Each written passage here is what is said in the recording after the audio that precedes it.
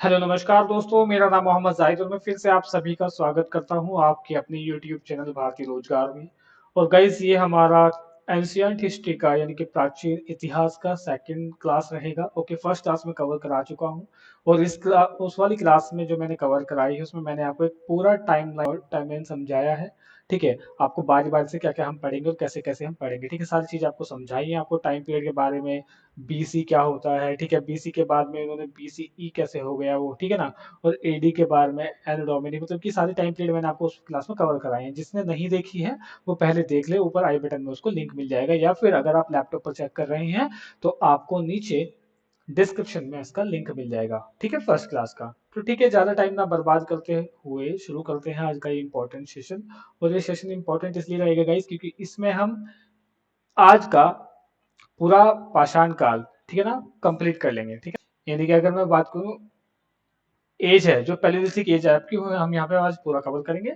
उसके बाद में हम मेसोलिथिक देखेंगे, फिर उसके बाद में हम नियोलिथिक देखेंगे, फिर उसके बाद में हम ताम्र पाषाण काल। ठीक है ना, इस तरीके से हम सारी चीजें कवर कर लेंगे। तो आज का जो लेक्चर है वो स्पेशली किसके लिए है? आपका पूरा पाषाण काल के लिए। तो शुरू करते हैं गाइस। अगर मैं पूरा पाषाण काल की बात करूं, ठीक है, अगर मैं इसकी बात करता हूँ गाइस, तो इंसान को ना जब पहली बार देखा गया तो उसके बदन पे ना कोई कपड़ा था, वो बिल्कुल नंगा था। ठीक है ना, बेसिकली वो बिल्कुल नंगा था, उसके पास में कोई कपड़े नहीं थे। ठीक है ना, उसके पास में कुछ भी नहीं था। अब जब उसके पास में कुछ नहीं होगा तो गाइस, बदन ढकने के लिए कुछ तो चाहिए, कुछ ना कुछ तो चाहिए ना।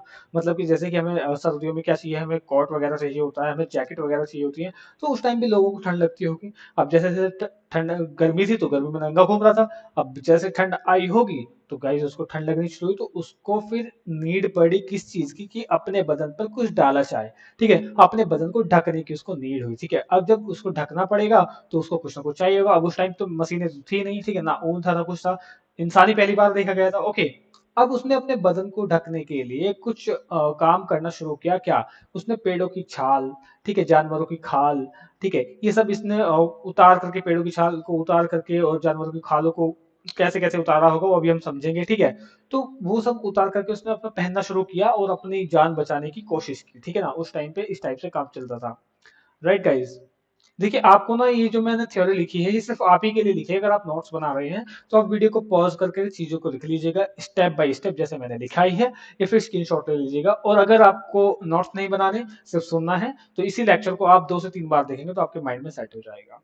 राइट गाइज, तो क्या हुआ कि उसने जानवरों की खाल और पेड़ों की छाल करना, उतारना शुरू किया और उसको पहनना शुरू किया। और अब यार एक बात बताओ, पेड़ों की छाल हाथ से तो उतारी नहीं जा सकती, नहीं जानवरों की खाल, तो उसके लिए कुछ टूल्स की नीड पड़ेगी। किसकी? टूल्स की, यानी कि औजारों की नीड पड़ेगी। अब उस टाइम का जो मानव था वो इतना ज्यादा दिमाग नहीं लगा सकता था। ठीक है ना, जैसे एक बच्चा होता है वो कितना ही दिमाग लगा सकता है, तो वो भी उस टाइम पे बिल्कुल नील था, तो उसका दिमाग इतना नहीं चला। तो उसको दिखे पत्थर, ठीक है ना, उसने कुछ पत्थरों से कुछ तोड़ फोड़ करके कुछ बनाया। ठीक है ना, अब कैसे कैसे वो टूल्स यूज करता था वो हम यहाँ पे देखेंगे। फिर अभी मैं आपको पूरा पाषाण काल की पूरी हिस्ट्री बताऊंगा। अभी तो आप एक ओवरव्यू से ले लीजिए। ठीक है ना, तो अभी उसने मतलब कि किस टाइप का उसको टूल्स का उसने यूज किया उन छाल को उतारने में, जानवरों की खालों को उतारने में। देखिए, सबसे पहले उसने क्या यूज किया? लकड़ी के टूल्स बनाए, कुछ उसने स्टोन, पत्थरों का कुछ औजार बनाए। ठीक है ना, बोन्स, हड्डियों के उसने औजार बनाए। ठीक है, अब टूल्स की नीड क्यों पड़ी भाई? अभी बताया मैंने आपको किस किस चीज के लिए उसको टूल्स की नीड पड़ रही थी। खड्डा खोदता था वो, ठीक है, खड्डा खोदने के लिए, मीट खाने के लिए, जानवरों को मारने के लिए, उसका गोश्त वोश्त काटने के लिए, ठीक है ना, मांस वगैरह, मीट वगैरह काटने के लिए, ठीक है, और पेड़ों को काटने के लिए, उसकी छाल उतारने के लिए। ठीक है, इसलिए उसको टूल्स की नीड पड़ी है। राइट गाइस, अब जानवरों की खाल उतारने के लिए उसको क्या हुआ? टूल्स की नीड पड़ी। ये उसका बेसिक रीजन था टूल्स का। ठीक है ना, अब अब हम शुरू करते हैं कि आपका स्टोन एज। देखिए, पाषाण काल, ठीक है ना, स्टोन एज जो काल, देखिए अगर मैं बात करूं स्टोन एज की, तो स्टोन एज के हिसाब से, यानी कि जो पाषाण काल है आपका, अगर उसको डिवाइड किया गया है, उसको जैसे कि देखिए आपको पूरा पाषाण काल है, मध्य पाषाण काल है, नव पाषाण काल है, ठीक है ना, तो इसको डिवाइड किस बेस पे किया गया है? उसको डिवाइड किया गया है इस पत्थरों की बनावट के बेस पे। ठीक है ना, पत्थरों की बनावट के आधार पे। पहले कैसा? पहले तो थोड़ा थिक यूज करते थे, फिर वो थोड़ा फ्लेकी हो गए, ठीक है ना, थोड़े धारदार हो गए, फिर वो बिल्कुल ही किस टाइप के? वो बिल्कुल चाकू टाइप के हो गए ना, इस टाइप से वो यूज करने लग गया उसको। राइट, तो मतलब कि पहले तो मोटा यूज करता था, फिर उसने बाद में आगे चल करके क्या हत्थे का भी यूज करना शुरू कर दिया था। कुल्हाड़ी टाइप वो चाकू, मतलब कि उसमें लकड़ी का ऐसा हत्था लगाता था। राइट, कुल्हाड़ी टाइप उसने यूज करना शुरू कर दिया। तो इस टाइप से हम यहाँ पे अंदाजा लगाते हैं कि पहले लोग थिक जो पत्थरों के औजार थे उसको यूज करते थे, फिर वो फ्लेकी होने लग गए थे, फिर वो आगे चल करके पूरा अच्छा खासा जो एक औजार, एक आप कह सकते हो खंजर, उस टाइप का बनाना उन्होंने शुरू कर दिया था। राइट गाइज, तो पत्थरों की बनावट के आधार पर हम किसको, पाषाण काल को यानी कि स्टोन एज को डिवाइड करते हैं। आई होप कि आपको ये क्लियर हुआ होगा गाइज। ठीक है, अब अगर मैं बात करूं पैलेलिथिक एज की यानी कि पूरा पाषाण काल की, तो पूरा पाषाण काल के जो लोग थे वो किस टाइप के पत्थरों का यूज करते थे, और हाथों से यूज करते थे, ना कि इसके पीछे में कोई हैंडल वैंडल लगा करके। देखिए कितने मोटे टाइप के पत्थर थे ना, तो इस टाइप के पत्थरों का वो यूज करते थे। ये बिल्कुल भी धारदार नहीं है, आप देख सकते हो कैसे मोटे मोटे से पत्थर है ना। तो ये स्टार्टिंग में यूज किया था, तो उसको क्या कौन सा काल बोलते हैं, किस काल में यूज किया था, इस काल को बोलते हैं पूरा पाषाण काल। ओके ना, किसका, पैलेलिथिक एज। ओके, तो इसको बोलते हैं क्रूड स्टोन, यानी कि मोटे मोटे पत्थर, थिक पत्थरों को उन्होंने यूज किया था। राइट गाइस, अगर मैं बात करूं मेसोलिथिक एज की यानी कि मध्य पाषाण काल की, तो उसमें देखिए थोड़े से धारदार हो गए, इसको इन्होंने तेज करना शुरू कर दिया कि यार अगर हम पत्थरों को ऐसे घिसेंगे तो इसको ऐसे भी तो यूज किया जा सकता है, और हमारा जो काम है वो आसान से और जल्दी हो सकता है। तो इस टाइप से उन्होंने पत्थरों का यूज करना शुरू कर दिया था। इसको मतलब फ्लेकी टेल यानी कि फ्लेकी टूल्स। ठीक है ना, ये थोड़े से पत्थर जो है अब क्या थे, एडवांस हो गए थे, धारदार हो गए थे। ठीक है ना, धारदार पत्थरों का यूज करना शुरू कर देता। और गाइस इसमें जो इंपॉर्टेंट पॉइंट है कि इसमें मेसोलिथिक एज में इस काल में लोगों ने पशुपालन भी शुरू कर दिया था। ठीक है, पशुपालन शुरू किया था, ना कि इसमें क्या, कृषि शुरू की थी। ठीक है ना, आपको पशुपालन स्टार्ट हो गया था। अब बात करता हूँ मैं न्योलिथिक एज। अगर मैं बात करूं नवपाषाण काल की, तो नवपाषाण काल के जो पत्थर थे वो देखिए कितने स्मार्ट हो चुके थे, लकड़ी के हत्थे वगैरह यूज करना शुरू कर दिया था। ठीक है ना, इसमें कुल्हाड़ी वगैरह लगाते थे। और इस टाइप पे देखिए गाइस, ये भी बड़ा इंपॉर्टेंट चीज है, जो ऊपर आपको एक बाउल टाइप का दिख रहा होगा, मिट्टी का बर्तन, ये भी इन्होंने बनाना शुरू कर दिया था किसमें, न्योलिथिक एज में। राइट गाइस, तो इस टाइप के आप पत्थरों को याद कीजिएगा। और देखिए इस टाइप का कुछ गोल पत्थर भी इन्होंने खोज लिया था, मतलब ये खोज लिया था बहुत पहले, लेकिन फिर भी ये अब ज्यादा एडवांस हो गए थे। और ये पॉलिशदार पत्थर थे, देखिए कैसे चमक रहे। ठीक है ना, ये पॉलिशदार इन्होंने जो टूल्स का प्रयोग करना शुरू कर दिया था। राइट गाइस, और धारदार तो ये थे ही, लेकिन अब ये पॉलिशदार पत्थर भी यूज करने लगे थे। और सबसे इंपॉर्टेंट इसमें क्या है कि इन्होंने अब खेती करना यानी कि एग्रीकल्चर शुरू कर दिया था। ठीक है ना, अब थोड़ा थोड़ा सेटलमेंट होना शुरू होगा, जैसे कि अभी ये खेती करेंगे, फिर आगे चल करके थोड़ा थोड़ा एक्वायर करेंगे चीजों को। ठीक है, इकट्ठे होंगे एक जगह पर, तो इस तरीके से इनका अब सेटलमेंट होना शुरू हो गया था, आप ऐसा बोल सकते हैं। अगर मैं बात करूं गाइस पूरा पाषाण काल की, तो पूरा पाषाण काल का जो टाइम पीरियड है उसका, अगर टाइम पीरियड की बात करूं तो 5 लाख वर्ष से लेकर के 10,000 बीसी तक माना गया है। ठीक है ना, 5 लाख बीसी से लेकर के 10,000 बीसी तक माना गया है, किसका, पूरा पाषाण काल का जो एक टाइम पीरियड है। राइट गाइज, अगर मैं पूरा पाषाण काल की बात कर रहा हूं तो इसको भी 3 भागों में बांटा गया है गाइज। और गाइज बहुत ही आसान तरीके से समझा दूंगा, आपको ज्यादा टेंशन लेने की जरूरत नहीं है। ठीक है ना, 3 पार्ट्स में डिवाइड किया गया है किसको, पूरा पाषाण काल को। किस लिए डिवाइड किया गया है, थोड़ा समझने के आधार पर कि आपको अच्छे से समझाया जा सके। राइट गाइज, देखिए अगर मैं बात करूं उसके 3 पार्ट्स की, तो पहला पार्ट होगा आपका लोअर, मिडिल और अपर, यानी कि आरंभिक पूरा पाषाण काल, मध्य पाषाण काल और उत्तर पूरा पाषाण काल। ठीक है ना, अगर मैं आरंभिक पूरा पाषाण काल की बात कर रहा हूं, तो यहाँ पे जो इसका टाइम पीरियड माना गया है वो 5 लाख बीसी से लेकर के 50 के बीसी तक, यानी कि देखिए कितना लंबा, 4.5 लाख साल का यहाँ पे डायरेक्ट ही फर्क चला गया है, किसमें, आरंभिक पूरा पाषाण काल में। अगर मैं बात करूं मध्य पूरा पाषाण काल की, तो इसमें देखिए 50 के से लेकर के किसका, आपका 40 के तक, यहाँ पे सिर्फ 10,000 तक है, तो इसलिए इसको डिवाइड किया गया है। राइट गाइज, तो मध्य पूरा पाषाण काल की अगर मैं बात कर रहा हूं तो 50 के से लेकर के 40 के तक है। ठीक है ना, अगर मैं उत्तर पूरा पाषाण काल की बात करूं, यानी कि अपर पूरा पाषाण काल की बात करूं, तो इसको 40 बीसी से लेकर के 40 के बीसी से लेकर के 10 के बीसी तक, और यहीं तक तो हमारा पूरा पाषाण काल था, तो बस खत्म हो गया। अब गाइस इसको बारी बारी से समझ लेते हैं, था क्या इसमें, आरंभिक पूरा पाषाण काल में क्या था, मध्य पूरा पाषाण काल में क्या था, और उत्तर पूरा पाषाण काल में क्या था। ठीक है ना, तो सबसे पहले हम देखते हैं क्या है ना, लोअर यानी कि आरंभिक पूरा पाषाण काल हम यहाँ पे देखते हैं। तो इस काल में क्या था गाइज, इन्होंने पत्थरों को तोड़कर, देखिए जो स्टार्टिंग की बात कर रहा हूं मैं किसकी, 5 लाख बीसी से लेकर के, इसका क्या था, 5 lakh BC, 5 lakh BC to कब, 50 के बीसी की मैं बात कर रहा हूं।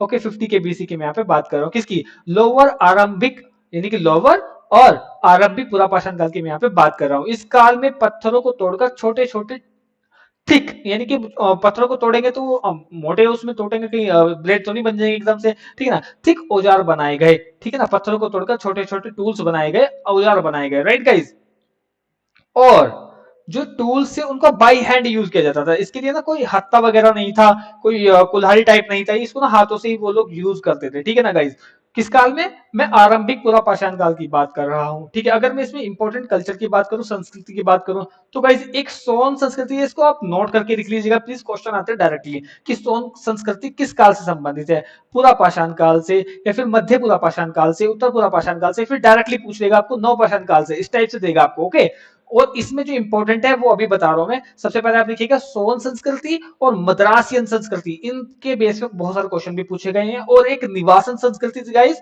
और एक अचूलियन संस्कृति। ठीक है ना, अचूलियन संस्कृति को सबसे ज्यादा पूछा गया है। तो ये क्या की बात कर रहा हूं मैं, आरंभिक पुरा पाषाण काल की बात कर रहा हूं, बस इतना सही तो है। अभी दूसरा वाला भी समझ लेंगे, मध्य पुरा पाषाण काल। ठीक है ना, टेंशन नहीं लेने का बिल्कुल भी जब तक हम हैं।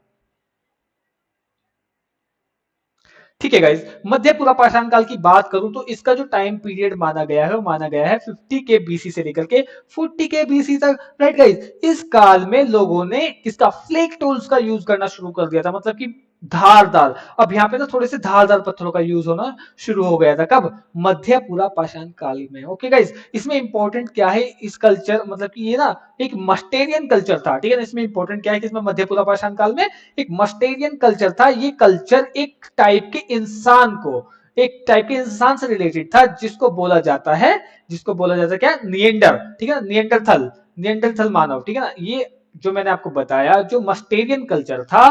ठीक है ना, किसमें, मध्य पूर्व पाषाण काल की बात कर रहा हूं, इसमें कौन सा कल्चर ज्यादा इंपॉर्टेंट है, वो है आपका मस्टेरियन कल्चर। और मस्टेरियन कल्चर एक पर्टिकुलर टाइप के लोगों को फॉलो करता था, पर्टिकुलर निएंडरथल मानव। ठीक है ना, कौन से, निएंडरथल मानव थे में। ठीक है, अब इस इंसान ने, निएंडरथल ने क्या किया था, क्या किया था गाइस, आग की खोज की थी। ठीक है ना, किसकी खोज की थी, इस पर्टिकुलर मानव ने आग की खोज की थी। ओके,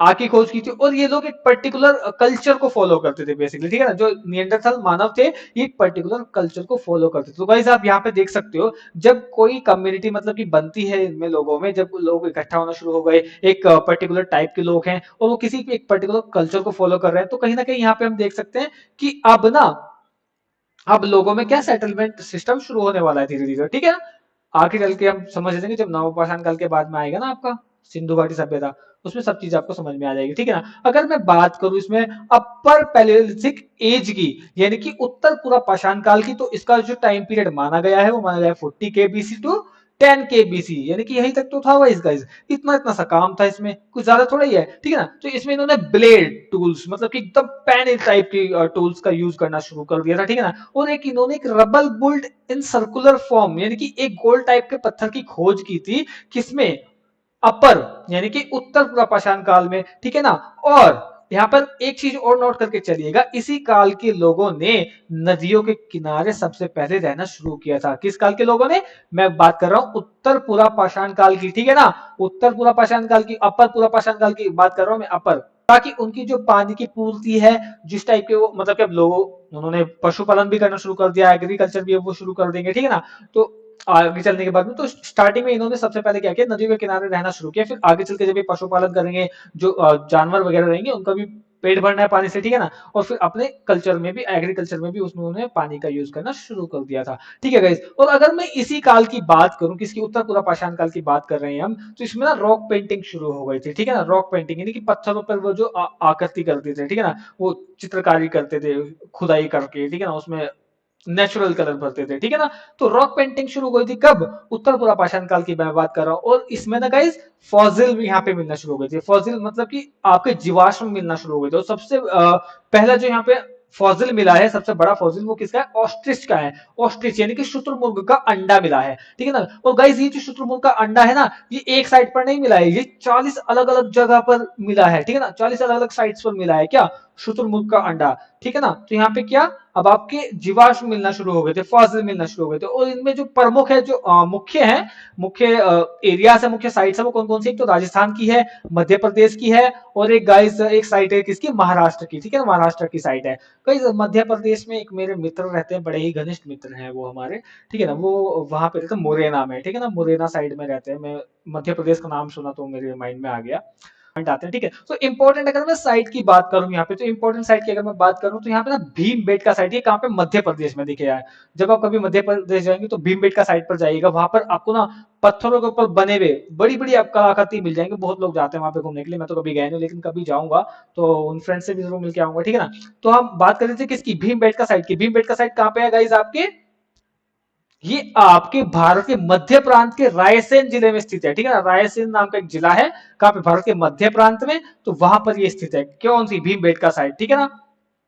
और ये साइट कौन से काल से संबंधित है आपकी, पूरा, ये जो काल है, ये जो काल किसी बात कर रहा हूं मैं, उत्तर पूर्व पाषाण काल की बात कर रहा हूं। ये काल आपका आदि मानव द्वारा निर्मित, आदि मानव द्वारा बनाए गए शैली चित्रों और शैली श्रेणियों के लिए प्रसिद्ध है। मतलब कि पत्थरों पर जो रॉक पेंटिंग होती थी उसके लिए काफी प्रसिद्ध है। कौन सा है गाइस, ये जो पत्थरों पर पेंटिंग मिलती है, इनका जो कनेक्शन है वो आपका पूरा पाषाण काल से लेकर के मध्य पाषाण काल तक माना गया है। मतलब कि इसको कनेक्ट किया गया है कब तक, पूरा पाषाण काल भी पूरा इसमें कनेक्टेड है, और आपको मध्य पाषाण काल से भी कनेक्टेड है। कौन सी, जो रॉक पेंटिंग है भीमबेटका में, राइट गाइस।